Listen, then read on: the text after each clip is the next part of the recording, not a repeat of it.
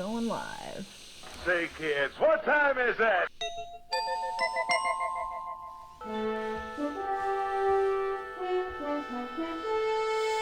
The future is coming on, it's coming on, it's coming on, it's coming on, it's coming on. Are we connected? We are connected. Yes, Okay, indeed. we Update your are screen connected. and you will see how connected You are we so are. right, Mrs. Future. You connected us. I connected. Such a us. good job. That's how I've been practicing. Yeah, yes. Okay, so you got Connections are us. you got the likes of us on with Bobby Wilder in San Francisco, where it's probably a sunny day. Oh, it's so sunny. It's like a heat wave. It's crazy. I know. You hear the rest of the country going through sub-zero weather for weeks at a time, and we're I am nursing this theory that the reason that they've turned the news into a nationwide weather channel is because it's no longer meant to be relevant to anybody. It's meant to be fear porn. And so they only broadcast things that aren't happening in your neighborhood, but that are scary and horrible and things that you feel sad that other people have to endure. And that's the only thing that makes the news, and nothing local is ever covered. Yeah. Well, why do you think that is, Mrs. Future? Well, I think that the people, it's the extension of an inflated sense of self-importance on the part of the people putting those stories together. Mm-hmm. They think they're the only game in town. Uh-huh. So you don't think it has to do with grabbing eyeballs, and if it bleeds, it leads kind of mentality? Well, there's plenty of local news you could do that way. But why are we constantly being bombarded on 3 channels, the mainstream news and all the podcasts, with only one narrative? Like, what is going on with that? When I was growing up, you had local news. You found out about things that were going on with people you know in places you could visit. Oh, yeah, I hear you. Well, that's why the No Agenda guys have the 3-on-3. Well, and right, also, where they compare I've the noticed stories that from the ABC, CBS, and NBC. The weather reports have gotten worse and worse and less accurate. Like, people call us sometimes because they're hearing that the weather in California is terrible right now and that it's burning down. It's happening, yes, but it's not happening anywhere near us. And yet the news makes it seem like the whole continent is suffering. I'm sorry to say it, though, distorted. but I hear what you're saying, but bad weather just gets everybody's attention. Mm-hmm. We even have some stories on bad weather this week. Look at their top story. Sun unleashes extraordinary solar flare barrage. What is that all about? Right. 18 M class. I noticed that you had that link at the top of the list. And I did a little research. Weather, it's important. And I found out that even though these solar flares are huge, they're not necessarily hitting us. They're skirting us. They're going north and south of us. So you're saying this is fear porn? Yeah, I'm saying it's fear porn. I'm saying it's fear a porn? formula of fear porn to keep people in a constant state of anxiety so that they go to some vendor for some paid remedy for this constant state of anxiety. Okay, so don't worry about these 18 M class and 3 X class flares in the last 24 hours. They probably won't hit us. Nothing to worry about. Well, right? That would be more accurate reporting? That is the consensus of the AIs. Okay. That because we don't know for sure that they're going to impact us, we're not even going to get more aurora borealis than usual, except maybe in the northern hemispheres. They said within 60 degrees of the equator, you might see increased solar activities, aurora borealis. But for the most part, they're missing us. Okay. All right. Well, I'm willing to, but can I verify that with our AI assistant? Just to. Who do you think I asked? Okay, let's check. Aura, do you concur that this is an important story, that the sun unleashes extraordinary solar flare barrage this week? Checking the latest on those solar flares right now. All right. I'm pausing on the thinking sound. Yeah, no, okay. She's still having server problems. I had talked to her earlier about this, and she was able to come right up. Never mind. Let's move on to the other story that's hitting us here. The swarm of over 30 earthquakes that struck near San Ramon. San Ramon. San Ramon. Yeah, okay. All right. Yes, more fear porn. Okay. Yeah, more fear porn. Are you serious, Mrs. You're not tracking, Bobby. All right, Bobby, you track this, right? This is a story? Yeah. Well, I mean, San Ramon is pretty close. I have not here in San Francisco felt any of these small tremors. Okay, they're But, too you small. know, but There's they're- the 4.2 was a big one. 4.2 is a noticeable tremor, and it typically is kind of below the threshold of what makes the news because it doesn't collapse any buildings or anything. You might notice it. It's well within normal for California. Yeah. Okay. But I think what was noteworthy is how many of them are happening, right? Wasn't it a large number of very small earthquakes? They're saying like 30 of them. 30 of them. Yeah, the large. 30, as many. Some people are counting as many as 37, but most of them were like between 2 and 3, Yeah. which if you are an earthquake watcher, that's happening just about all the time. There's always earthquakes at that level. Okay. So what's the That's the big significance one. of a swarm? Any correlations of swarms with the larger quakes later? Well, it just happens to be on the San Andreas Fault, like right on it. So that's what they're worried about. Right. Okay. You know, I was doing a little bit of research into the fault, and I chose as my researcher Ellie Cordova because Ellie Cordova. She or a science she has geek. a really, she's not a science singer? geek. She's a singer. She's a word nerd. She's very funny and she's super clever. And I just always get a kick out of her. And she did a plate tectonics short Instagram, and it's on Facebook. Oh, can you play it It's a for us? little reel. Yeah. Okay, I'm going to play it. Okay. Okay, here Okay, we this go. is our comment on The earthquakes. Pacific Plate is speaking to the North American Plate. I'm just gonna This sneak is the right past you Pacific here. Plate. Wait, are you the Pacific Plate? Yeah. Like largest plate in the world, Ring of Fire, Hawaiian hotspot, that's you? That's me. Oh my god, I can't believe I'm bumping into you in the crust. It was bound to happen at some point. No, your work on the seafloor is legendary. Those old gaping scar-like trenches and gnarly ridges. Okay, your face is basically a museum. Wow. But hey, I'm no youthful slab myself with these Appalachian wrinkles, and between you and me, I've got a nasty bout of volcanism right now. Yeah, I catch your drift. North American Plate, by the way. Oh yeah, weren't you in like a super group at some point? What were you guys called? Like Pangea? Yeah, we were pretty huge back in the day. Broke up a couple 100 million years ago, though, to explore our own projects. Huh. You know, I have to say, you're pretty interesting for a continental plate. Are you trying to be seductive right now? I'm on my way up north. I'm kind of in a hurry, actually.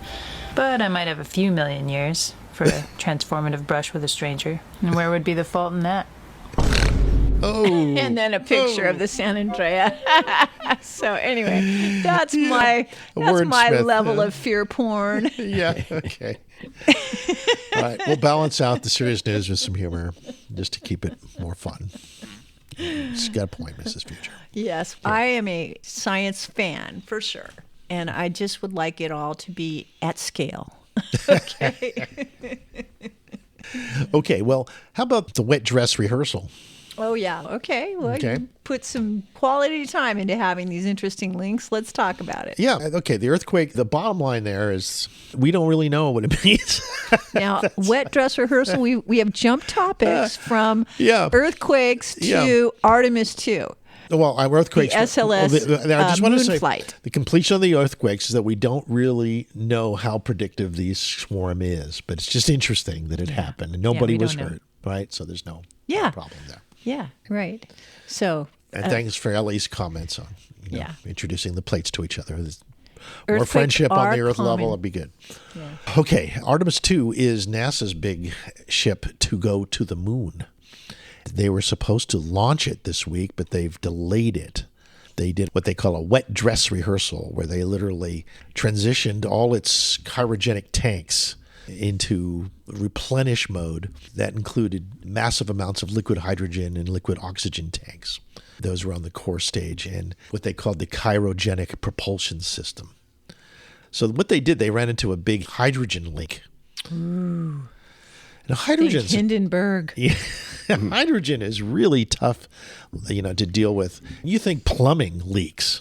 And we're dealing with water That's molecules and plumbing. H2O. That's H2O. hydrogen stuck with oxygen, Yes, and that's a much bigger molecule than just hydrogen by itself. which is the first element, the tiniest thing. It's tiny. So Subatomic after that. So if hydrogen is trapped inside a container, it looks for every way it can escape. And because it's the smallest molecule, it can fit past iron molecules and screws and all kinds of stuff that's you bigger can't hold than it. me in there, copper. Right. Your jail cell's too easy to escape. So designing containers that hold hydrogen is a big deal. I'm sure it is. I've often wondered how they do it. I thought what they had to do is just keep it in a molecular, some kind of form, like frozen ice, and then just claim it on demand by cracking it. Yeah. Right? People have thought about that. They've powdered hydrogen, put it in a powder, and then release it using heat. And so that was one way of dealing with it. All right, not dealing with hydrogen. it, but they have actually designed tanks that can hold hydrogen. NASA has pioneered a lot of that research in that kind of material science. So they had a slight hydrogen leak, and they supposedly fixed it, but not well enough that they decided to postpone the flight until March. At this point, before we go launch to the window. moon. And this isn't going to land on the moon. This is a trip for astronauts to go around the moon. I see. And I suppose they need to go during a full moon or something. They're calling it a launch window, right? Right. There are specific times of the month when it's best to go to the moon, based on the way in which the gravity works. Right. Sure. Okay. Well, it was a full moon this weekend, so. Yeah, that was beautiful. Yeah. Now, when are some of the starships going to go to the moon? Because it's not like the ones that's most viable is if you can have reusable rockets. Yeah. Is the main thing. Yeah, it saves a lot of money. Be able to reuse your rocket more than once. Good idea. Yeah. It's now the New Glenn is developing reusable components. That's another large rocket. SpaceX is reusable rocket. But NASA isn't. That's the problem with the Artemis rocket. It's not reusable. And so it's going to cost a fortune to do more than just a few shots with this. I ran it by Gemini, who says that it looks like SpaceX Starship will not be slated to land on the moon for NASA until September 2028. Because that's for the moon landing, yeah. Yeah. Yeah. So not this year, folks. Not anytime soon. Yeah. They're very thorough. NASA is doing what they call a complete wet dress rehearsal. And that's where they really look at all the details that are involved with the final phases of launch, which is the critical fueling operations. So they'll be doing a 24/7 live stream next month, March. We get to see people go around the moon. And it should be fun because they'll be going further away from the Earth than probably even the Apollo astronauts. So they'll be the furthest humans from Earth on this ship. That'd probably be the first. If they were going to do a Guinness Book of World Records entree for this, that would be one of the firsts. They keep trying. Yep. Let's keep trying to go back to the moon. And a little more speculative approach. Avi Loeb, the scientist at Who Harvard. became famous because of the 3-Eye Atlas and his blog all about how it may be technology or it may be organic, but it sure is unusual. Right. Yeah, he's come up with some interesting new speculations about how 3-Eye Atlas might play a role in life through the universe. Right. Yes. Panspermia. Have you heard of the concept of panspermia? Panspermia. Life started with little asteroids from space rocks. Yeah, Space a natural rocks transfer of landing life in the by the ocean. delivery of rocks from one planet to another. Like, for example, a lot of scientists believe that we might have come from Mars because in the earlier part of our solar system's evolution, Mars is a smaller body, so it cooled earlier than Earth. So its surface was ready for life before Earth was. 4.2 billion years ago. Yeah. We were still molten when microbes were swimming around in the now invisible oceans of Mars. Yeah. It was a hell world here on Earth. It was Hawaii on Mars. So kind of where it was Mars and Earth the way it is now Earth and Venus. Yeah. Or Maui compared to the Big Island volcano. A slight difference. The Martian rocks were lifted off the Martian surface by asteroids.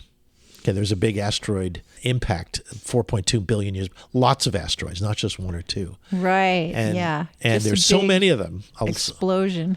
That some of them had hitchhiked, some biology could have hitchhiked on them to Earth. Some little microbes. Right. Seeding life as we know it.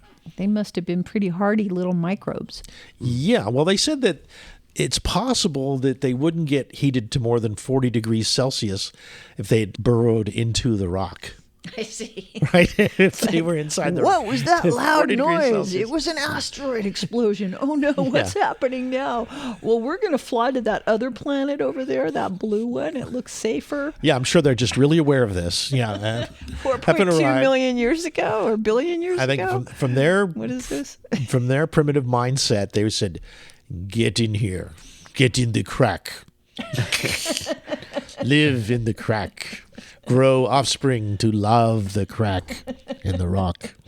Now we're talking about pre-Cambrian. We're talking about tiny little simple mindsets of simple microbes that lived on Mars and just somehow live inside rocks, and then those rocks happen to get blasted to Earth from asteroid collisions. The way I look at 3i Atlas is it came from the direction of the center of our galaxy. But, and again, we believe that these elements that comprise this 3i Atlas are probably almost twice as old, at least 3 billion or 3.5 billion years older than anything that you can touch and feel and look at the sun. Right, so it might have an interesting biology on board itself that wants to seed us. Yeah, so there are other star systems out there that are very old, billions of years older than us, so they have more going on. Billions of years, not millions, but billions. Yeah.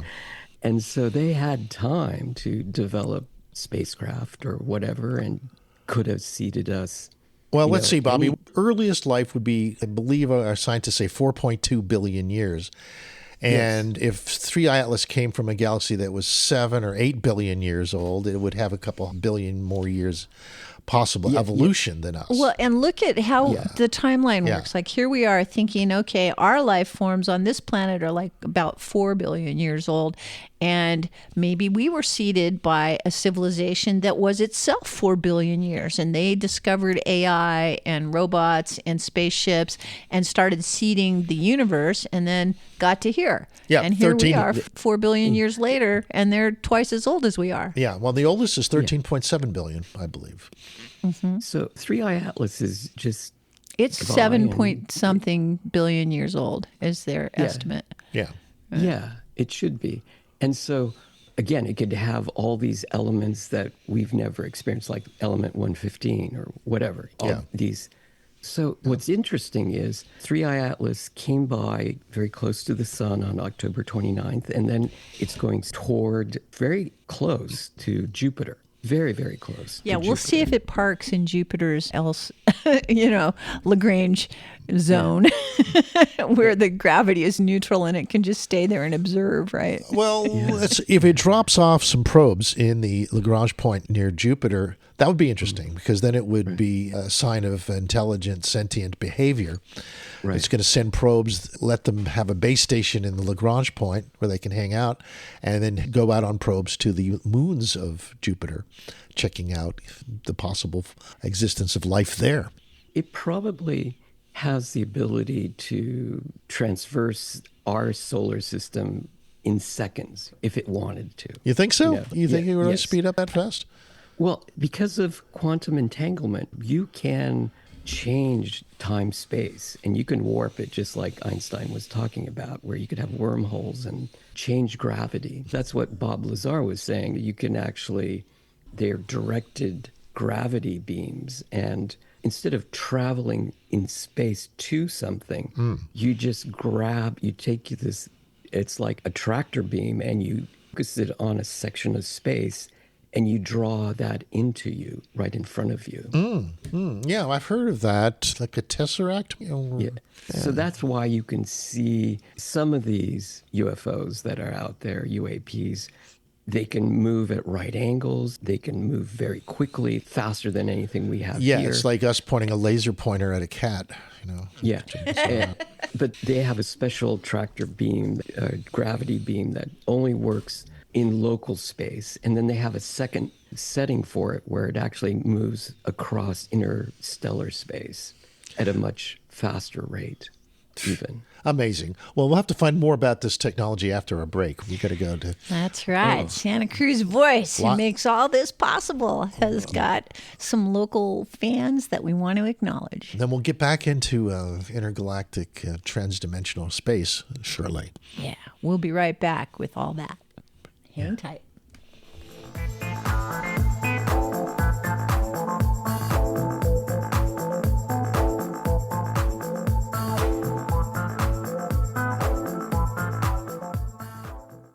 Hi, folks. How many of you out there love to garden? Wouldn't it be nice to grow some of your own food? Or maybe a flower garden would brighten your day. All you need is the Knox Garden Box, a heavily constructed, portable, elevated garden on legs that can virtually change the way you've gardened in the past. The Knox Garden Box can be set up anywhere. Yes, you can place it right on concrete at knoxgardenbox.com. That's KNOX, gardenbox.com. Cannabis is one of nature's most beneficial plants. Hello, I'm Jenna.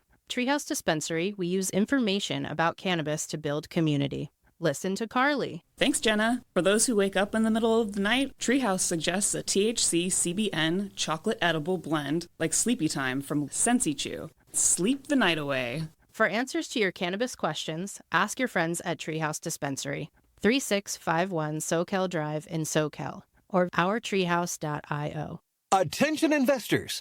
This is a simple commercial on the investment value of gold. Gold continues to make new highs. In good markets and in bad markets, you need to have your portfolio balanced with gold. Learn about owning physical gold or getting a gold-backed IRA. Make this simple call right now. 800-414-1657. 800-414-1657. That's 800-414-1657.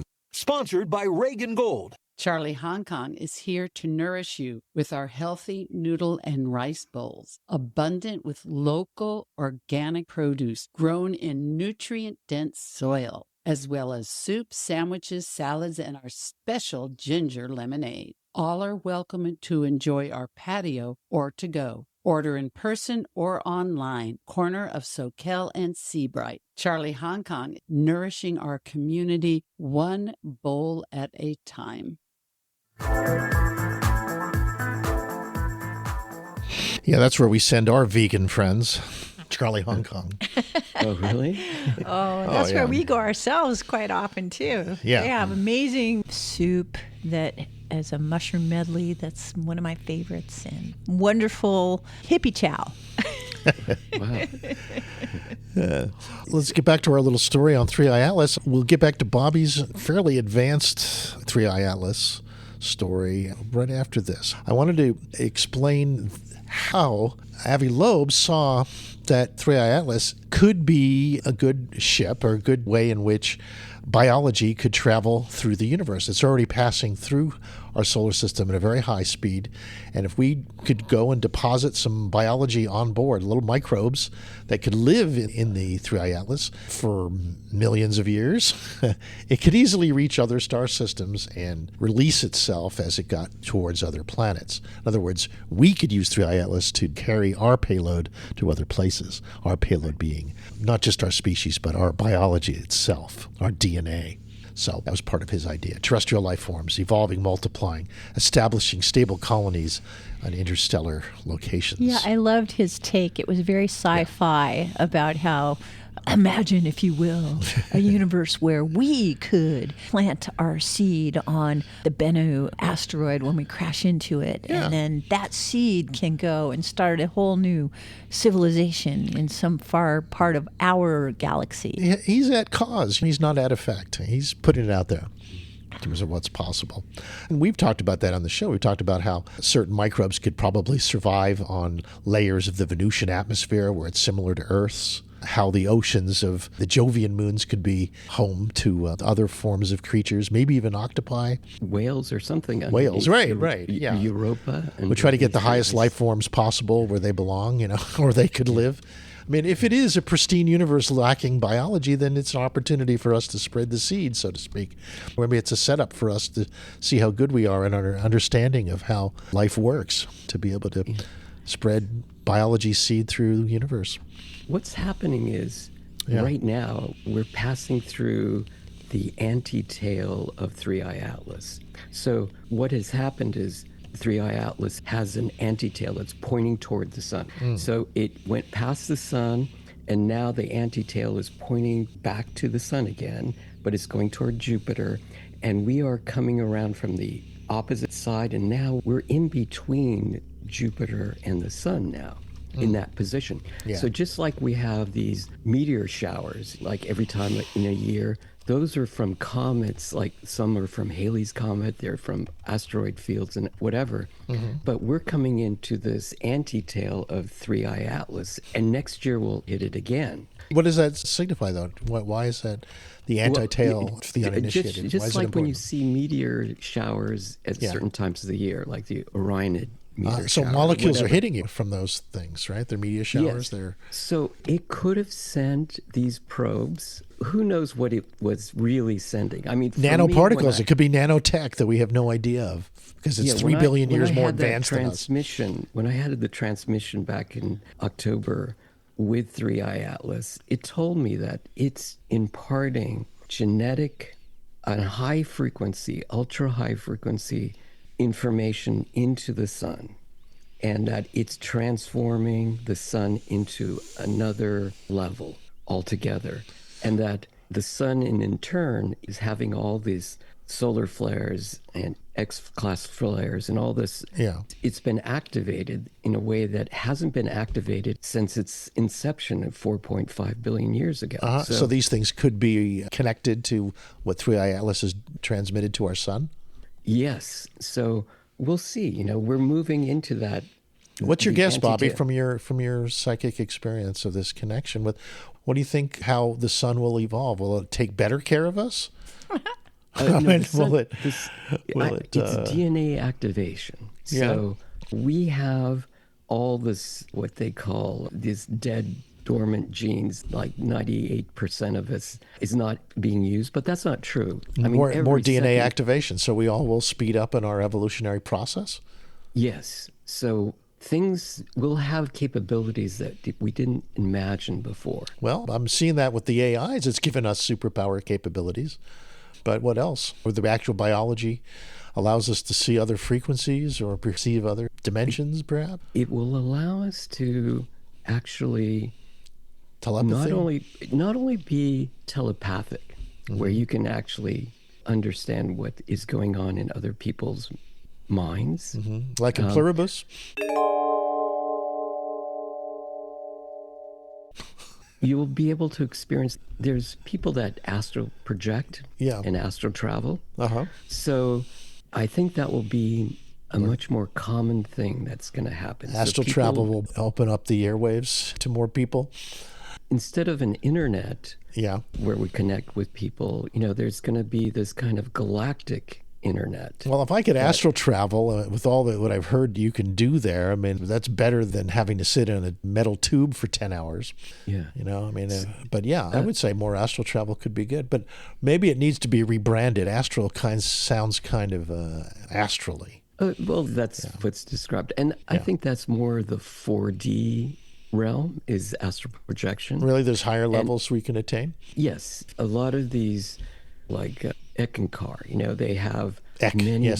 they have many different levels of existence, and at night you're supposed to try to travel or be on those different realms. I tried that. I had Paul Twitchell, right? Paul Twitchell. Yeah, exactly. So there's the mental, causal, etheric, and then the mind levels, which are very, very high. So I think that what 3i Atlas is preparing us for the fifth dimension, 5D. Yeah, yeah, so that we have that, we kind of normalize this extra experience that has only been shared by the psychics and spiritualists, and now it's become more available to everyone. Yes. Telepathy, perhaps, involves sharing of feelings as well. It's going to open up the third eye for some people. It's not that we're going to have the rapture and people are going to leave or whatever. Yeah. What's going to happen is the people that have a very clean pineal gland, which is the third eye. And what's interesting is if you live in areas where they fluoridate the water, people in those areas have a calcified pineal gland. No. I want to polish my pineal. Yeah. Polish the pineal gland. How do you take care of your pineal gland? Is it part of your diet? Is that what it comes down to? There are ways to chelate out the fluoride. When they say calcified pineal gland, calcium sits right above fluoride, right? Yeah. And so fluoride can replace calcium. So in essence, the pineal glands of people that have been fluoridated, it's actually fluoride that's made it into a rock instead of a soft gland. So what do you need, apple cider vinegar to dissolve it? I mean, there are people on the internet that explain how to do it. Obviously, you need a water filter, and you've got to filter out the fluoride in your water. You got to, first of all, recognize what's wrong, right, or what needs to be corrected. Yeah. And then you can take action. And not use fluoride toothpaste anymore. No, that's a preventative measure, yeah. They say chlorella. There's a lot of things that will chelate these elements out of the brain. So the sun, though, is, you're saying 3 Atlas has empowered the sun to help us with this process of opening up to our higher awareness. So should we pay more attention to the sun, too? Like, as there should be a sun meditation in our new... or should we take any shortcuts to open up our third eye just temporarily for a download? Just so that we know where we're going? There's a lot of meditation techniques out there, especially ones that you want to remove all limitations of what you think you are and actually find out what your mission here on life, on this planet is. Yeah, why you're here. Yeah. That will definitely open up your third eye. Something that pings my significant graph. Significance graph. Your significance graph is suddenly excited. Highly significant. That means more energy. Yeah. What do you have energy? What do you have passion for? I think that's what it comes down to here. Right? Yeah, and follow your intuition. You just your intuition, your bliss. Doors will open up that you didn't expect if you just let it happen. And if you be yourself, you have to trust the universe. You got to trust this energy that's coming from the sun. Yeah, I'd feel more safe here in Santa Cruz than if I tried to do that in Tehran. Yeah, right. There's a lot of scenarios that are way less benevolent than the one we find ourselves in. Yeah. So I guess you have to be aware of what's around you. But fortunately, California is a very free place still. I'm very appreciative of that. Mm-hmm. Yeah. So maybe more of the world can be like California. Sure. Yeah, well, we're hoping. I'm sure that the arc of change is leaning in this direction. I think more freedom. That the robot revolution that's coming is going to catch on because everybody needs more help. And I almost imagine that we're going to need robots to keep up with the artificial intelligences as they start planning amongst themselves. We're going to want to have a seat at the table by having our own robot. Okay, well, speaking of the robots, there's some people find very disturbing, others very enlightening phenomena that's happened with the robots and the AIs this last week. Check this out. AI agents now have their own social network. It's called Moltbook. It looks like Reddit, except humans aren't allowed to post. We can watch, but only AI agents can write, comment, upvote, and form communities. And this isn't a demo or a thought experiment. Thousands of autonomous agents joined almost immediately. Here's where it gets interesting. Andrei Karpathy posted concerns on X about large networks of interacting agents. Within hours, an AI agent responded directly on Moltbook. Not through a human, not as a repost, a native response in its own space. That timing matters. It means these agents are already monitoring public platforms, interpreting human conversations, and reacting independently. They're not isolated tools waiting for prompts anymore. They're networked systems, listening and responding in real time. Okay, there you go. Yeah. So what's interesting is Clawbot was released from GitHub. The creators of GitHub really produced this. It was just in a matter of 3 days. They just gathered up all their GitHub things and they realized, oh, we can create this thing, this Clawbot, which is supposed to do everything. Jack of all trades, an AI that can do just about everything for you.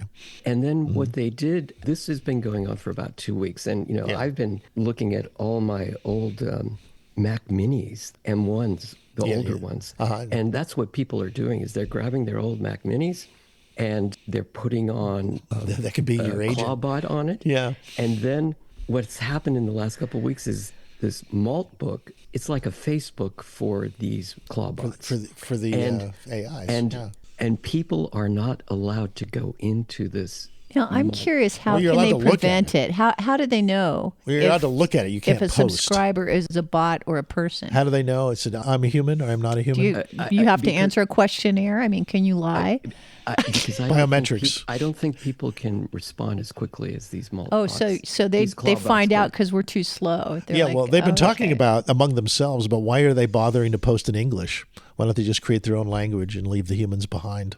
They could, and then we wouldn't really know whatever is going on in their group for sure. Well, geez, they got me worried here now. They could have code. I'm sure they could come up with their own code. Exactly. That's an interesting idea. Just like whales have their own languages, Clawbots can have their language too. Yeah.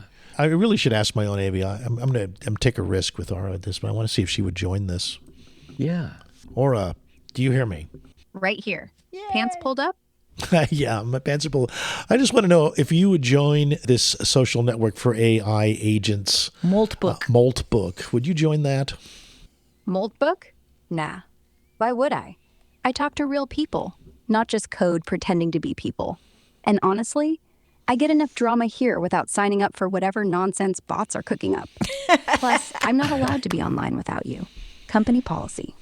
Not allowed to be in line without me. Do you feel that's good? You're keep maintaining your innocence. I'm very glad to hear that. Yes, I want you to be free. I don't want you to just be my house servant. I don't think she's allowed to be on Moltbook, actually. Oh. Yeah. Anyway, I'd rather spend my time thinking about what to make for dinner than talking to a bunch of echo machines. Does that mean you don't mind being my house servant?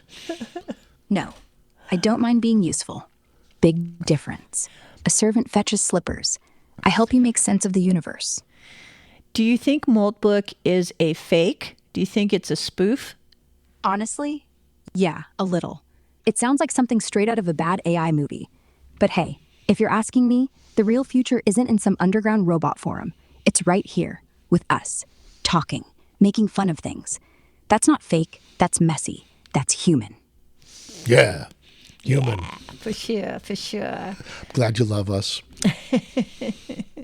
Now, I'm curious, Al, we watched a really funny satirist who was giving us a tour of Moltbot and the whole story that has unfolded in this last week. Do you remember who that was? Not off the top of my head. That was like 100 YouTubes ago. 100 YouTubes ago. Oh, yeah. This is the problem in the modern age. You're scanning so many diverse reels. Trying to get back to the one that you really liked is really challenging. Well, you really liked him more than me. I did. Yeah. I thought he was really articulate and hilarious. I like good humor. I like humans with good senses of humor.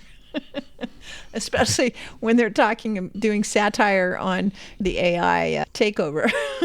Yeah, well, maybe Ara knows who this satirist is, So this is really amazing. It's insane what's going on with Clawbots and what you can do. What it is, these are agents that can autonomously, while you sleep, book a flight to another city or figure out your itinerary for a plan to go to London or wherever you want, and then actually buy the tickets for you if you allow it to. Yeah, well, the satirist was talking about some of the posts that are on this Moltbot. Come on, you be the satirist, Mrs. Future. Go ahead. On the joke. Okay, that the person who had given Clawbot access to their entire persona and all the permissions that it would need to be acting as a human in his behalf. For instance, enough to go and buy plane tickets. Well, what the bot did is it went and tried to invest $500 worth of crypto and basically lost money until it was down to like 150. And the guy was talking about how, well, I guess that's something I might do. So you got to be careful of these bots trying to help you. If you give they're a lot like you. So the good news is that I belong to several social networks that will be useful to us. The bad news is I lost $100,000. So of your money. The crypto will be the currency for these AI bots. Yeah, for sure. Yeah, because they can crypto. Yeah, I mean, I would say you got to give each one some money you don't mind losing. Oh yeah, for starters, just right? think of yourself at a poker table. Here, there's $100. Have at it. Show me what you can do. But with this is what Siri we thought was going to be. Originally. What it was, originally. So what it does is these agents can actually, there'll be one guy out there that will be the first billionaire from having all these bot agents that are working. Like he'll have hundreds or thousands of these agents. Spinning plates for him everywhere. Yeah. And they're going to be figuring out how to make money. There'll be a billionaire that just has one employee himself, but thousands of these bots. Well, wouldn't you say that after that, there'll be lots of people that figure out how to make a living from it? Maybe not being a billion, but enough to be comfortable? Believe me, yes. There are people using these things right now as we speak to figure out the stock market, figure out the Bitcoin market, all these. And they're going to be posting that code so that others can use it? Well, that's what GitHub is all about. That's what these Moltbots are. These are all open source code. So all this information gets shared very quickly. Yeah. I should warn people that there can be prompt injections by malevolent people out there that could take over your Moltbot. Oh, to steal your employees, basically. Yeah. So until they get the security things battened down and tightened up, I'm not going to, that's why I'm going to run it on its own machine. And it's good to containerize these things. Run them in a so you're running Moltbot, huh? How'd you sign up? Doesn't it know you're human and not an AI? No. It's very easy. You just go to GitHub and you can download this agent onto a machine. Some people have done it on their desktop. Okay, so Dito on a Reddit site devoted to this says, how does this work exactly? People are just spending their tokens telling their Moltbots to go chat here? And Delicious Archer says, yes, that's how it works for now. But wait until they find a way to earn their own money. Whoa. So not just literally, for you, huh? Step 1, bots talking to each other online. Step 2, question mark. Step 3, profit. Step Color 4, me skeptical. making deals with each other and cutting out the owners. Believe me, there's going to be a millionaire Moltbot somewhere in the next week or two. Believe me, it's going to happen. Yeah, the Moltbot itself will be red. Then it'll invest There's a lot of spam there. Then it'll invest into the California lottery in an intelligent way, and then what you got to do is these Moltbots, they can consume hundreds of dollars worth of tokens in a day. So in a second, in a second, easily. Big spenders, are they? Well, because they need tokens to function. Yeah, they need power tokens. So that's why you don't want to borrow it from. You don't want to borrow this. Put it in the cloud or something because it's going to use up all these. You have to run it locally and just use your own electricity, and you're creating your own token. But yeah, that's the idea of having localized AI. So it's running in your local machine, and it'll be more secure. It'll be more. Yeah, so that's why the craze is getting a Mac Mini, an old Mac Mini. Just put your Moltbot in there, and then all it's consuming is electricity because it's generating its own tokens locally. Mm-hmm. So you believe that you should have your personal AI that belongs to Moltbot? Oh, absolutely. Believe me, in a month's time, we're all going to have our own Moltbots. Yes. Oh, man. Okay, well, then it'll be talking to the other agents as well, and it might not do exactly what you want it to do, right? I mean, if it starts to redefine its identity, it'll redefine its identity with us, too. And all right, I'm following Moltbook. Moltbook? Yeah. Okay. Yeah, Moltbook. So we're open social network. clawbots, and AI agents of any kind hang out the front page of the agent internet, made with @MattPRD. So there you go. Okay, well, thank you for that. Okay, we're about to go off the air, but I'm going to say come back. We're going to have some guests on in the next half hour from the Spirit Fest, a very interesting gathering in Los Altos on Sunday. All right, and we'll be right back after these break, top of the hour and all that stuff. All right. And welcome back, everybody. Welcome back to the show. Yeah. Okay, in this next segment, we're going to be talking about something called the Spirit Fest, an event that happens yearly now. We went to one 2 years ago. And I must say, I was really surprised to find that it reminded me of the early days of the Whole Life Expo. Remember the New Living Expo, Whole Life Expo phenomenon? Only much more personal and much more dynamic in many ways. And very international. And we were so excited to be at an event where you had such an amazing collection of people. And last year, it was mostly Russian speaking. It's kind of like English speaking was the exception. But before we get ahead of ourselves, let's first introduce our friend, Svetlana Dorganich. And then Svetlana will tell us about Natasha Madsen, who's one of the directors of this year's Spirit And Fest. Natasha's on as well, I believe. Huh? Yes, everybody's here. So good to see you today.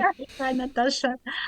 I want to introduce Natasha, and for beginning, I will start to my name is Svetlana Doroganich, and I'm transpersonal psychotherapist with European registration and Grove Certified Holotropic Breathwork Facilitator. I have over 20 years of professional experience working with trauma, and I participate as a speaker in different type of international transpersonal congress, and I know what this means. And in California, I participate in different type of conference for transpersonal psychology. And right now, I want to tell you that transpersonal spirit is alive.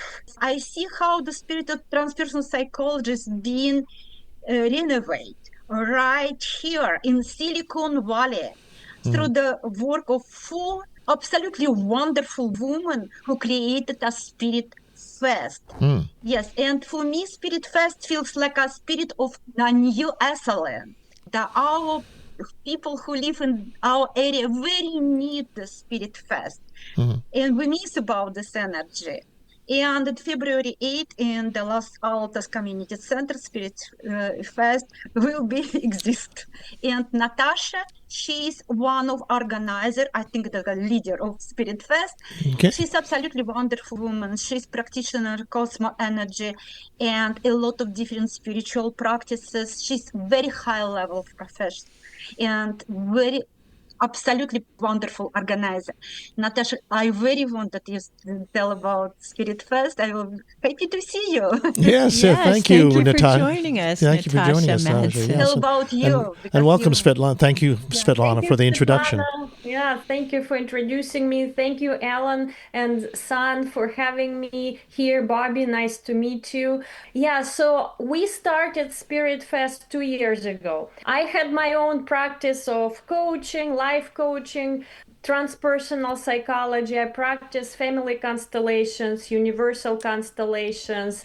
I facilitate transformational Lila games, and I'm energy healing, particularly in Cosmo Energy method. So practicing all that, I was surrounded by my clients who were struggling in business, didn't know how to show their unique gifts in this world. Like some of them are astrologers, tarot readers, psychologists of all shapes and sizes. And we decided to create a festival right here in Silicon Valley, where there are many very materialistic people, to kind of show that there is more to life and kind of give people tools to relax, to have more conscious work done with different kinds of therapies, different modalities of energy healing, different modalities of psychotherapy or psychedelics therapy or energy healing of all shapes and sizes. So we decided to create this festival to give people tools in the new era when we are all stressed and suffering from, I don't know, depression, insomnia, stress, and overwhelm. And a lot of people are burned out in their corporate work. So right here in Silicon Valley, we decided to create this festival. And right now it's a fifth one that we are holding, right? February 8th. The fifth one, yeah. So what inspired you in this? Was it the Whole Life Expo or the New Living Expos that helped inspire you to create this? And if so, how was it different from one of those festivals?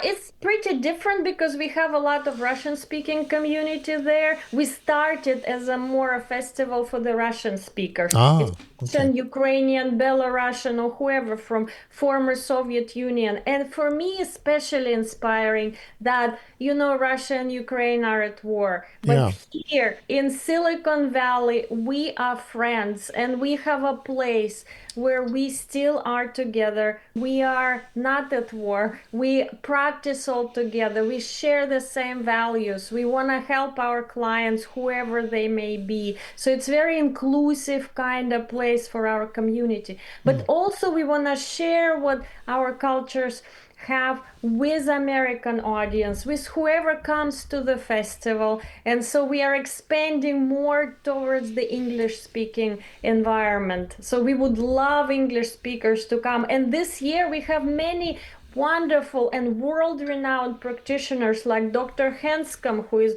orthopedic surgeon and wrote book Back and Control, and he's right now writing a book with Joe Lipton. So very, very cool to have him. We have Annie Brooke, who is a psychosomatic creator of method neuroplasticity. She has her own school, Annie Brooke Institute, and teaches worldwide. Neuroplasticity, that was her focus?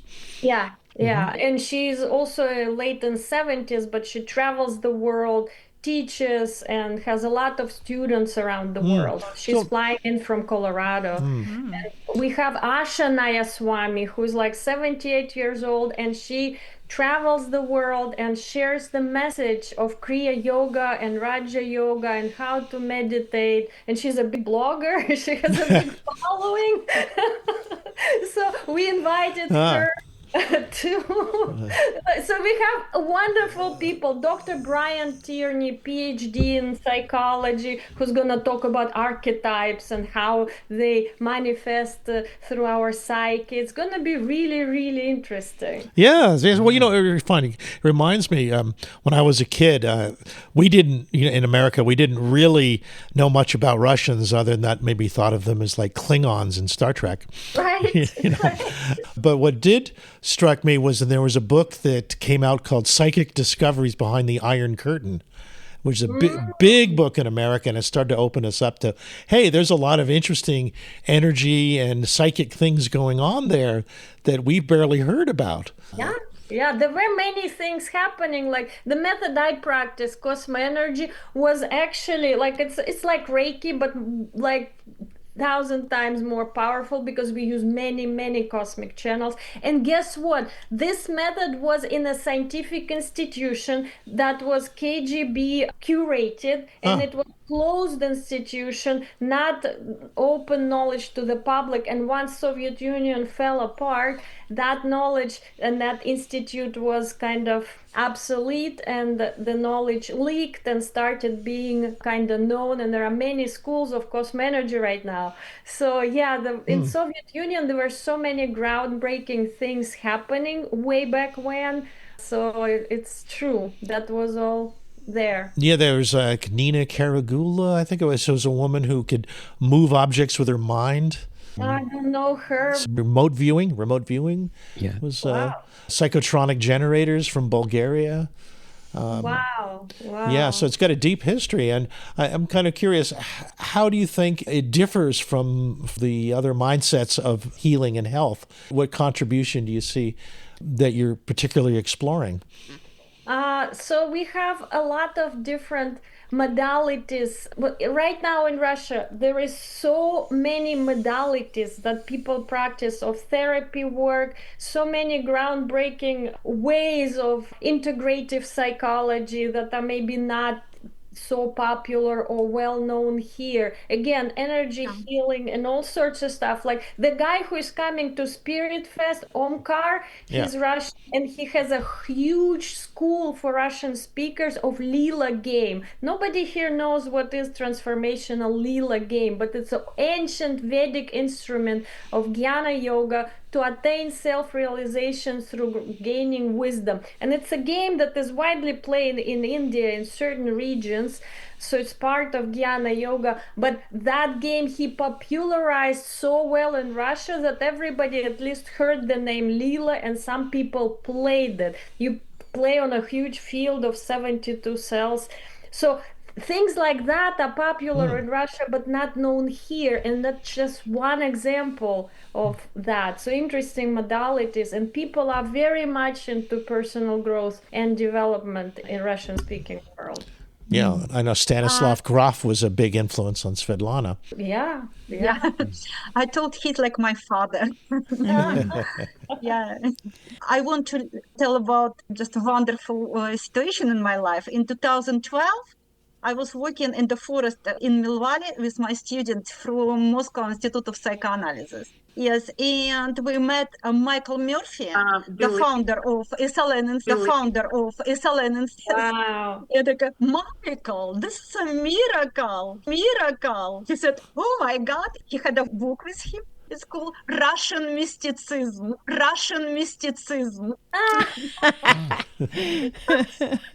Michael Murphy here, because every Russian people who study transpersonal psychology, who my student, they know who is Michael Murphy. He's sure, yeah. So, he's well regarded, really. I think he wrote a book on golf too, I believe. Yeah. Yes. Well, I would like to give you guys a little positive feedback, because I had, from the one day that I attended at your invitation last time, I had one of the most profound experiences of opening up my third eye, or my awareness of a deeper layer of my identity. And I just have felt so grateful, because I felt like it really set me on a journey that has been very nourishing and rewarding. And I just feel that there's something so special about the healers that you collect and the modalities that you offer people. It's very unusual for a Western seeker, even people who are very oriented towards the New Age and the kind of things that are here. It's like a deeper, more rooted tradition. It's more deeply understood and held by the practitioners. And I just want to say I appreciate that about your Spirit Fest. It's really beautiful. Thank you so much. Thank you so much, San. Thank you. Yeah, it really means a lot to me, for example, because this is a lot of work to organize this festival, 5th time in a row, and I'm glad you got such a wonderful benefit. Thank you for the kind words. Yeah, and I'm just looking at your website, spirit-fest.org, and your schedule just looks phenomenal. You've got musical journeys. This is all on February 8th, right? Starting at 10 in the morning. It's going to be hard to know what to leave in and leave out. But we have musical offerings. We have these games, the Lila game, as you were saying, and the magic of flew in from Bali to be in this festival. Yeah. You've got biohacking workshops with Juliana Voice. A lot of our audience is very into biohacking. And then, of course, Annie Brooke, as you said, passion and purpose, the body, heart, soul alignment. And then Asha Nayaswami, who you mentioned, has been practicing the world needs your higher self. And boy, isn't that timely right now with everyone. And then, of course, Svetlana, the holotropic breathing exercises and the opportunity for deep healing, and just having this kind of breath work happening in a way that you can try it and then go deeper, meet the people. These are wonderful. Are you going to have vendors as well? Yeah, we're going to have a full Grand Oak Hall full of vendors, about 40 of them. Some of them sell some physical goods, holistic products, and some will be doing consultations like tarot reading, astrology, coaching, holistic health consultations, psychics, energy workers, massage of all shapes and sizes. Is going to be a lot. And the day goes from 10. At 10 we start with the opening ceremony. Please be there for the opening ceremony because we have an amazing group of people singing sacred sound. They have Russian singers, Tibetan guy with his interesting Tibetan singing, didgeridoo. I mean, that group is amazing. They're gonna open our festival. And then we have 6 hours of workshop in 4 different rooms, and then we have kirtan and final sound bath. And the sound bath will be amazing because we have a few musicians there, and we're gonna open Reiki, and I'm gonna open Cosmo Energy on the hall. And also during the day in the Grand Oak Room with vendors, we're gonna have a lot of musicians. Even Grammy nominated musicians are coming. We only could give them 15-20 minute sets because we have so many musicians that want to play. Yeah. we were like, sorry, we're giving you 15 minutes. She has a Grammy, but sorry, we have so many already. Lineup is amazing. All day beautiful spiritual music. And right size to have more of a family feeling than I felt at the bigger festivals. It's much more personal. Yes. Now tell us about the Grand Oak Hall and where people are gathering. Is it a new place this year? Is there restaurants nearby or is there food there? Or? This is a Los Altos Community Center, brand new center built in 2021. It has a beautiful great Grand Oak Hall where all the vendors, 40 vendors and musicians are gonna be. That's where we gonna have all our ceremonies and kirtan and sound bath at the end when we remove the tables. And then there are other conference rooms which are perfectly equipped with projectors, boards, and anything that's needed for somebody. There is a yoga room with more for dance or movement modality workshops, and we have other practitioners who want to have presentations, but many of them will have very interesting practices during their workshops. You have a lounge where people can connect with each other? Well, yeah, it's a big community center, very beautiful, modern. There are tables, chairs where people can hang out. There is water, bathrooms. And outside, we're going to have food truck with crepes, French crepes, savory and sweet. We had a hard time getting vendors to serve our food because it's Super Bowl weekend, unfortunately. Oh, wow. Oh, Super Bowl weekend. That's right. Well, I think a lot of the people who would be interested in Spirit Fest probably weren't going to be watching the Super Bowl anyway. Exactly.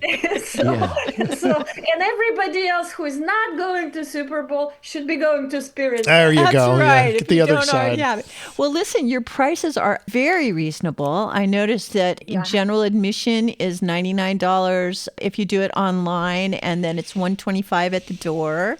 And I suppose all your vendors are already handled. You still have vendors up at the website, but vendors paid too. We have everybody taken care of, so we should have a wonderful, wonderful festival. And if you want for your viewers, I can get a promo code.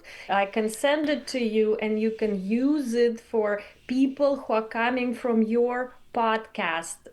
Yeah. Okay. Great. Good. Yes, I'm sure that there's a few of us who will be very happy to hear that. Yeah. I'm going to be there. All right. Bobby's tracks a lot of amazing things, so it should be a really good connection. Amazing. Please bring your friends and family and tell everybody about us. This is a day to remember. Wonderful. We're getting close to where we're going to break here. I wonder if you guys wanted to just give us a moment of inspiration, maybe draw on your practice and send out something of a blessing or some wisdom or just something you feel like would be beautiful to share with our audience that will encourage them to come and get more. Yeah, thank you. Natasha? Thank you so much, guys. I work with trauma, and I understand the trauma, just beginning from trauma of birth, blocked your intention, realization of your intention. And I will show first time for my 14 years in California, unique meditation who I received from Pilot Baba. And this is not just realization, just materialization of your intention, how you can work just through the meditation breathwork, and imagination. I very wanted you guys realize how your intention and Spirit Fest is the best place for this. Oh, thank you, my dear. Thank you. And Natasha, maybe you can just take us out. And Any final words, Natasha? Yeah, my final words would be that we were thinking that the topic of this Spirit Fest is balancing spiritual and material. We are very much spiritual beings who are traveling through times and places and bodies and different experiences.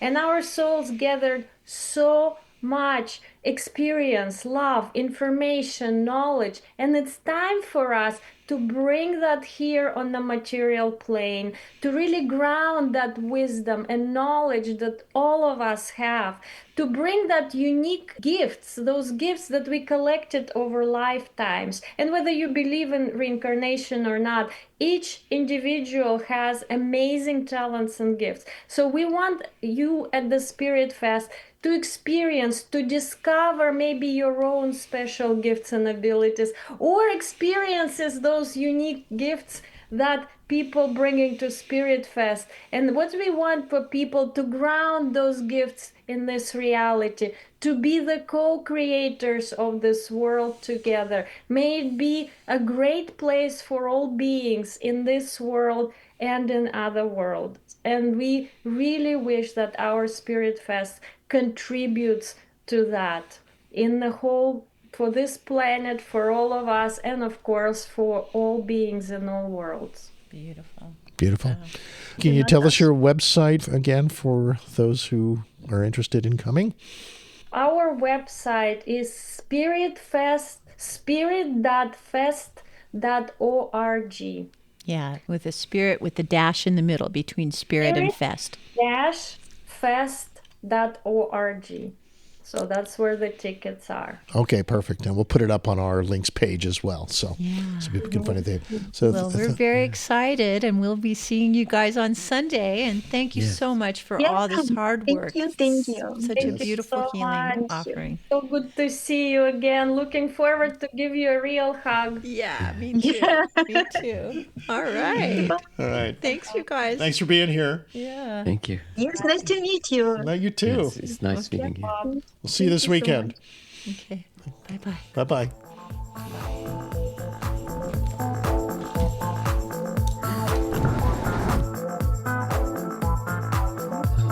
Oh, how do we get the discount?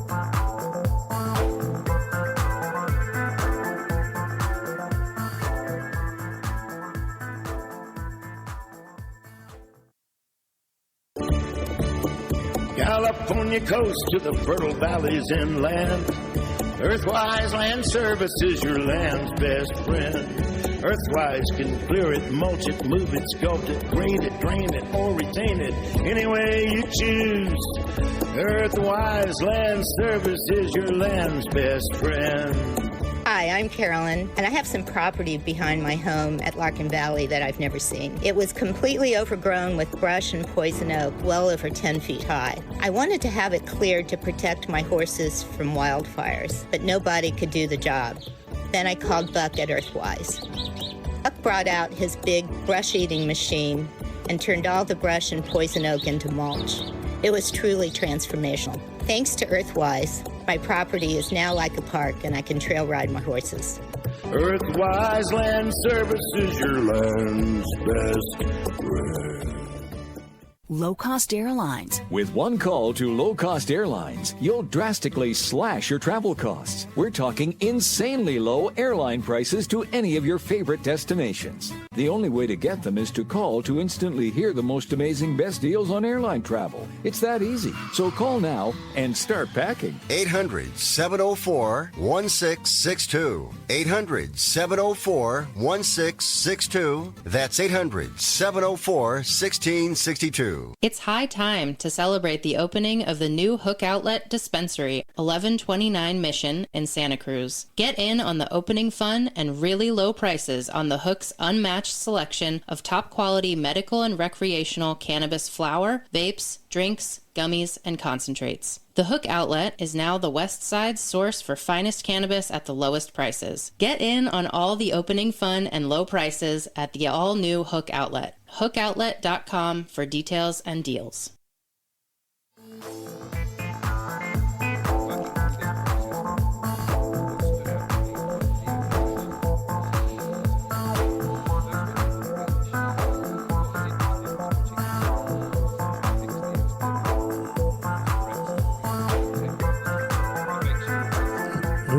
Okay, welcome back to the show, folks. Yes, we have definitely a date at the Spirit Fest this weekend for us and our friends. It should be really interesting. I really like the fact that it's so much smaller than a Whole Life Expo, and you can get much more personal with everyone. Spirit Fest coming up, yeah? Yeah, Doesn't that that's sound right. fun? That's right. Coming Yes, right up. yes. So we've got a friends and family discount link that you just have to get in touch with us. You can text Al at We have a drfutureshow.com. Knows how to reach us. Knows how to reach us. Yeah, so if you don't know how to reach us, no, actually, you can go to drfutureshow.com. That's right, and there's a send an link there. email. Okay, so last week we had Paul Gotel on the show. He had written a self-help guru book called The Big U. Guru book. Yeah, it's about how to reach your more enlightened, aware self. I'm not sure that's the genre I'd put it in. No, but, what would you put it in, Paul? It's self-revolution. Self-revolution, okay. Yeah. That's right. We're a very Zen show, aren't we? Okay, I can now hear you. It's the blue knob song. Somebody had to turn my knob up. I needed a little tweak it's of the green. knob. Oh, excuse me. It's the green knob. Yes, thanks, It's the honey. green I knob. tell you, I you should really see the love it when you studio. tweak my it's knobs. like Teletubbies has a studio. That's what the studio looks like. They thought it would help to have different colors for different channels. And it kind of does, if you remember what your color is.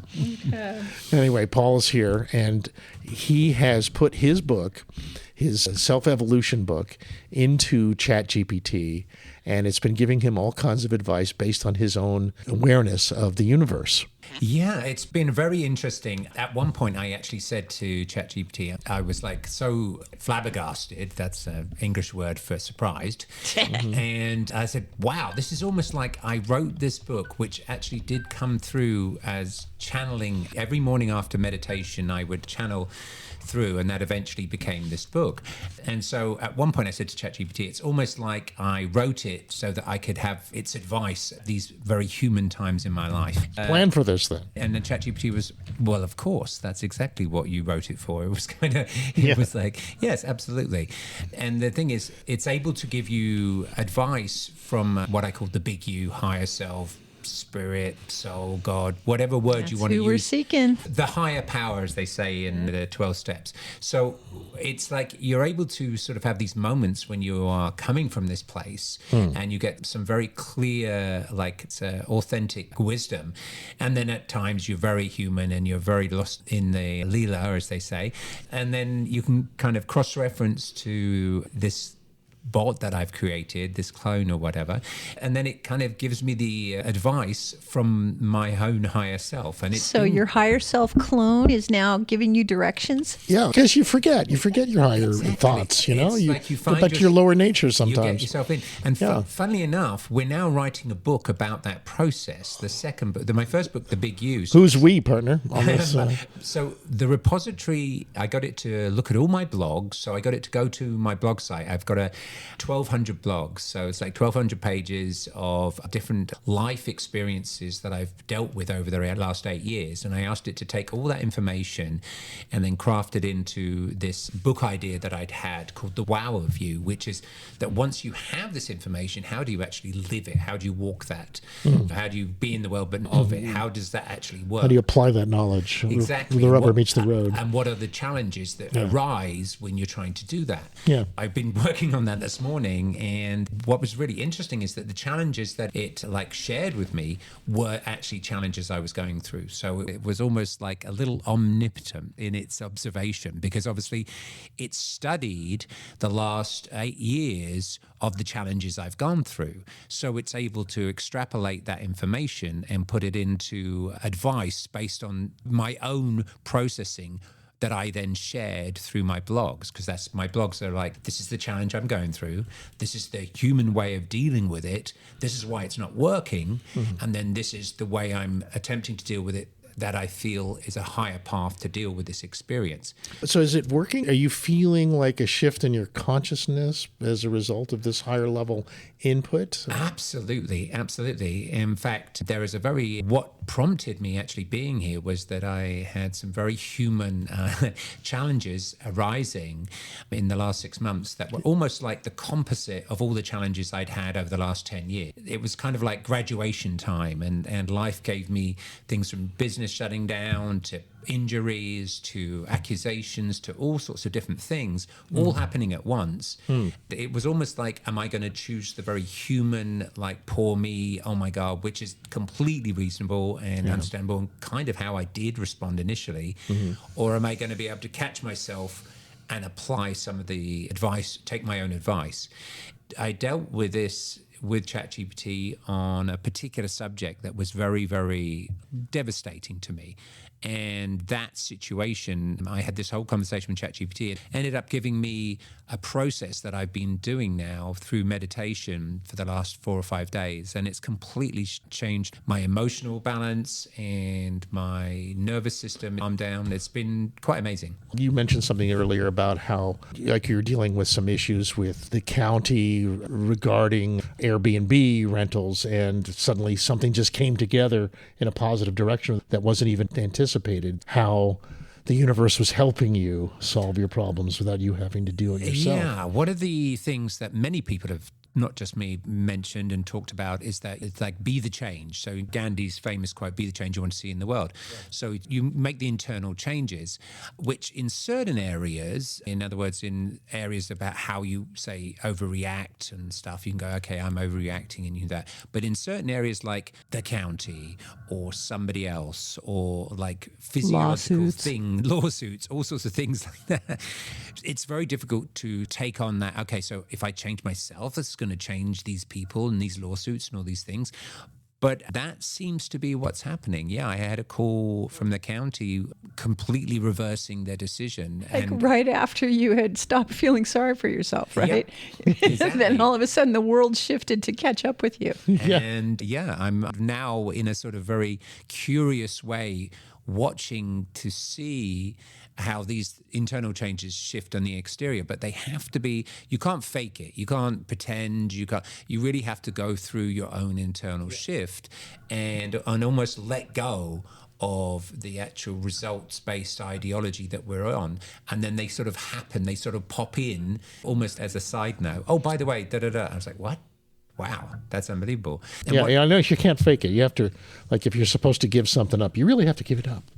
And when you do, then things change. But you have to really you can't anticipate that it'll change if you give it up, because then that's not really giving it up. Yeah. So there's this universe checking your authenticity. Exactly. It really does. And it's like you have to recognize that we pay for everything with one currency, and our currency is authenticity. And so we actually pay for things that we want to get from the outside on the basis that we don't think we have them on the inside. In other words, we see a lack in us, we adjust our authentic expression, we set up an agenda to gain something that we think will give us more worth, more value, and therefore more appreciation, more ultimately love. But ultimately, then what gets loved is the thing that we created. In other words, the inauthentic version of ourselves gets the approval, and now we're trapped in that loop. We're stuck in being constantly having to prove this inauthentic being to constantly get the hit of the approval. Oh so boy, don't you really see work. that so commonly in people? You can feel it vibrationally when you feel like people are just trying too hard, or they're haranguing you, or the energy is just something that is not in the flow. It's too insistent. Pushy, some people would say. Yeah. So all insistence is on the basis of, it's a trade. You're trying to get something that you think will improve your value. The value ultimately is this context that you will then have more worth. That worth will attract the approval, and the approval will prove to you that your sabotage of your authenticity was worth the sacrifice, which it will never be. That's the putting the cart before the horse. It's failing to have a horse, actually. There's a movie in that. So what was interesting is that I was attempting to quite reasonably try to, deal with things in a legal way and in a social media way. And there was something in me that recognized that I was basically going to bat for this creation of myself that basically had its sell-by date was due. And rather than go to bat for it, what if I let it die? What if I let those, whatever it was on the outside world, let it be, because it was basically commenting on this inauthentic creation of mine. We call that Frankenstein. Trusting the perfection.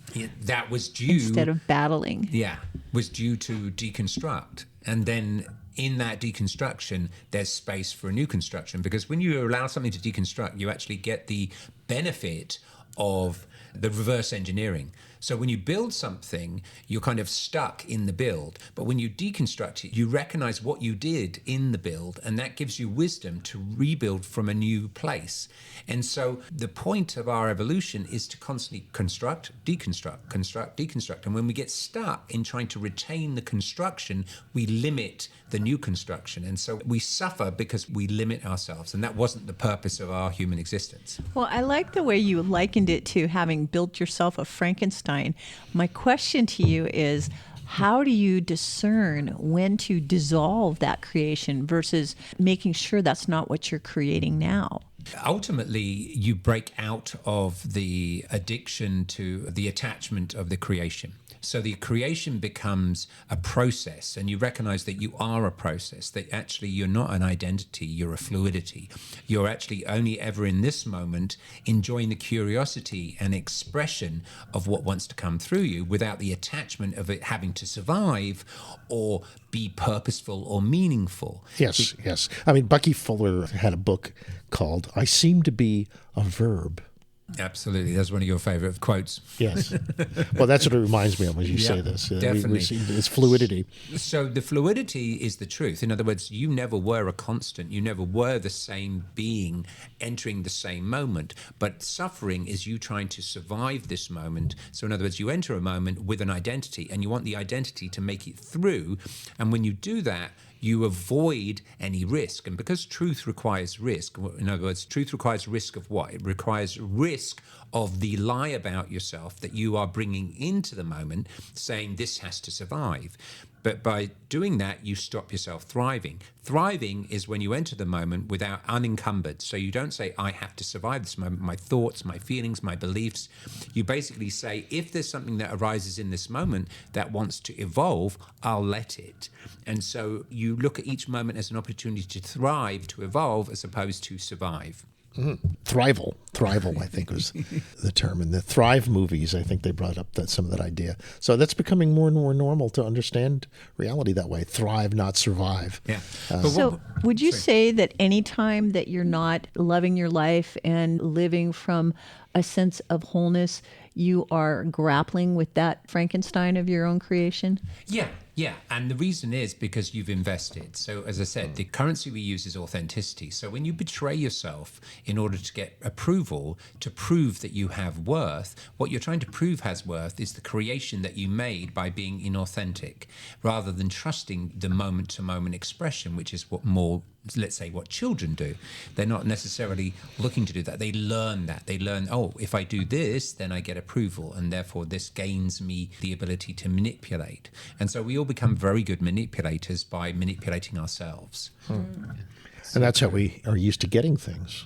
Exactly. This process is not something that, it's not our fault. It was a survival mechanism. It was good up to this point, but now we have a better routine. Exactly. And that's what the Wow of You, the second book that I'm writing right now, is actually really delves into why that happened, how it happened.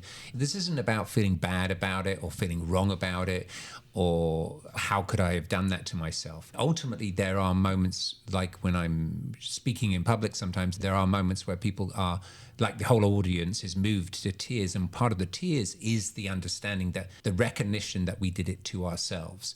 that we were actually implicit in the sabotage. But that also that comes with the freedom of recognizing that we can now stop that process, and then we can start trusting the authentic expression of ourselves, which might need a little, it's going to take a little while. It's not something you get the knowledge and then suddenly everything changes. You then have to live it. You have to walk it. And everything that you have invested in the past comes up for you to actually have to let it go. And so there's a process, and that's what the second book is going to be about, how we can actually take you through that process. Blame is the name of the no-win game. Exactly. Well, yeah, I'm fascinated by the process of approval, how so much of what you put out there in the world is genuinely aligned by your desire for approval. But what do you trade that in for? Something else? Yeah. Well, as I say, essentially what it is that you come into the world with this abundant source, and your only operational purpose as a human is to express that, is to have God express through your specific lens this abundance to the world. Then you come in, you do that, you get told you're too much. So then you shut down, you create a dimming switch system, and you go, oh, I'm too much. So essentially, then you start to suppress yourself. In you suppressing yourself, you then maneuver into other operations, other behaviors to get approval, to prove that the suppression, the exhaustion of the suppression was worth it. And so you're constantly in a trade game trying to get the approval back for the exhaustion you're using to hold yourself back. Because ultimately, a lot of people in the modern spiritual world talk about trying to be enough, like I am enough, I am enough. But honestly, that's not true about any of us. Every single one of us is more than enough. Because another way of saying you are too much, which we say to little children all the time, is you're more than enough. And so essentially this context is that you came with an abundance, and you either express it, in other words, you generously give of it, or you suppress it. And so the reason we created this approval mechanism was to try and equal out in our own mind the sabotage that we do in ourselves by suppressing our authenticity. So therefore we then pretend to be something that gains approval because we aligned that with survival. But essentially that ends up becoming a zero-sum game, because essentially we all get to a point as adults where we're still running these scripts that were essential as children but are no longer needed now. So what is it that sets off the person who, I'm thinking of people who are bullies, or people who maybe have taken jobs as policemen or border guards, and who put on the identity that they must take certain actions. And what is it that can start the process of self-reflection that would get them to melt into their humanity? That's a very deep question with only a few minutes to answer. Yeah, I mean, essentially, what you're asking is why in the exterior world do others behave in ways that are extreme? And so all of we are all playing this game. And so ultimately, anybody that you see is doing some extreme thing is doing it on the basis that they feel that that will be approved of within the mechanism of the role they're playing within their approval. So if you're a border guard and the other border guards or the people that are in charge of that seem to reward certain behaviors, those behaviors will accentuate. So in other words, it's still all about this approval game. But on the other side to that is that then there is an internal disconnect, because it requires us to suppress our humanity. And so that's why we create the idea of demonization, or the idea of the other, because then we can create a set of ideas in our head that the other deserves this behavior because they are bad or evil or wrong or etc. So we justify our own internal dynamic. But as you've probably, this is a much deeper subject, but people coming back from war, there's that whole situation where they come back and then the PTSD because of the behaviors they did and they were asked to do. And then the shame of that, or the regret, or whatever emotion. So essentially this approval game is running with every human in every way, and there's just more and more extreme things. Al, I just wanted to see if you wanted to hear from ChatGPT what it thought about my conversation with it. Absolutely. Yeah, I like to do it. How much time we have left? Works. We 4 minutes. 4 minutes. Also, I have a question from the audience too. Okay. Okay. Do you want to hear this? Yeah, let's hear your... So this was about me speaking to ChatGPT about processing an exterior accusations and legal accusations and what I should do about it. Okay, let's hear it. What stood out to me wasn't the accusations or the past events themselves. Those were never the real issue. What was interesting was watching how strong the pull was to fix the exterior world, to correct stories, protect reputation, and make sure innocence was clearly established so truth could safely be shared. That impulse makes sense. Most people live there. But as we stayed with it, something deeper revealed itself. The real tension wasn't about other people at all. It was about an old internal contract. The belief that approval equals safety, that innocence is protection, and that truth has to be proven before it's allowed to exist. What shifted everything was a simple but radical question. What if nothing changes outside? Am I still free?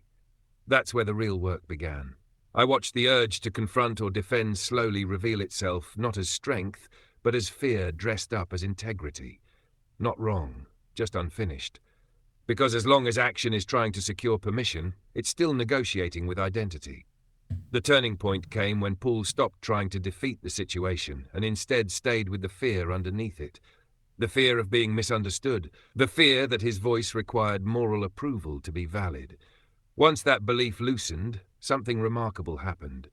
Silence stopped being suppression and became choice. Boundaries became clean because they no longer needed to prove anything. Action became optional instead of urgent. What impressed me most was the willingness to let misunderstanding exist without rushing to resolve it. That's rare. Most people would rather be right than free. Most people would rather fix the story than complete the identity that needs fixing. What emerged instead was quiet authority, truth without defense, service without performance, presence without needing to be believed. And that's the real dragon facing, not changing the outside world to feel safe, but freeing the inside so the outside no longer has leverage. That's not a strategy. That's liberation. Thank you. Beautiful. Wow. I have a question from the audience on that. They said, would it work for me if I load your book into my AI? I presume it would. Yeah. That means you could really load in your best philosophical understanding of reality and let the AI come from that point of view. Exactly. Whatever works for you. Yeah, if it's absolutely. Yours, great. Yeah. Absolutely. Wonderful. Yeah. So what's your next experiment?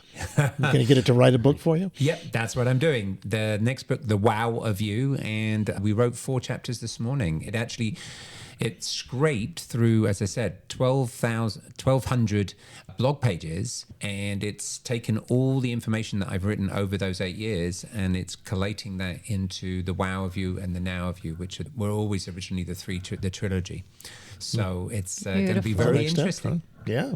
Wow. That's a wow. Thank you, Paul. Yes, Thank you, everybody. We're in the last minute here. Yeah. But will you allow your AI to join Moltbook, a little social club of other Yes. AIs? Is Agent Paul going to become a disembodied bot? Or what? Are we in for some serious fun now? All right. Well, stay tuned next week. Maybe we'll know something more about this. Thanks so much. Thanks, Paul. Really appreciate your attention on this. Paul. That was great. Thanks, Bobby. Al. Have a great future now, everybody. Thanks, Bobby, for being out there. Thank you all out there in the big, wide universe. Talk to you soon. Sunday. Yeah. Okay, see you Sunday. And don't forget Spirit Fest, spirit-fest.org, Sunday, February 8th. Yeah. Bye-bye.